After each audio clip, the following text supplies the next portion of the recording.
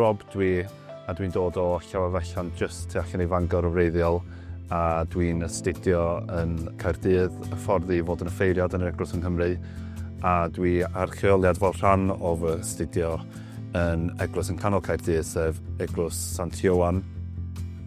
Mae'n prosiect sydd rhwng eglwys Sant Ioan a eglwys Cadeirog Llandaf sy'n gweithio bob wsos, a mae'r digartref yn gallu ffeindio rhywle cynnes a cael rhywbeth i fyta yfed.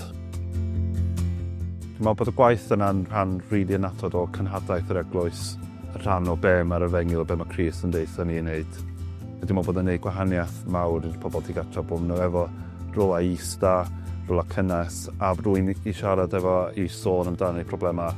Dim bod ni'n gallu trwsio dim byd, ond ni'n gallu ista yna'n gwrando a bod yn glust yn ysgwyd i bobl. Mae Padan Sant ei hun yn gymuned clos, a dwi wedi gwneud ffrindiau oes yma o draws Cymru. Pobl sydd efo gwahanol ffordd edrych y bywyd i fi, a dwi wedi dysgu lot o bod yn y cymuned yma. Efo pobl efo gwahanol barn ar bob math o bethau, a mae o'n gymuned lle fedrwn ni siarad amdano pethau a dadla a dod yn hyd a gweld lle ganon ni rhywbeth mewn cyffredin.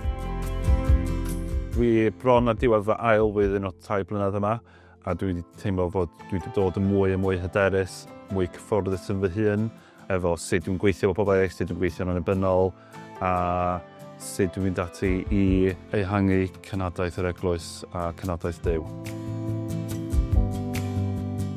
Gobaith i ydy i weld yr eglwys yn tyfu'n llefydd, dydy o ddim wedi yn ddiweddar.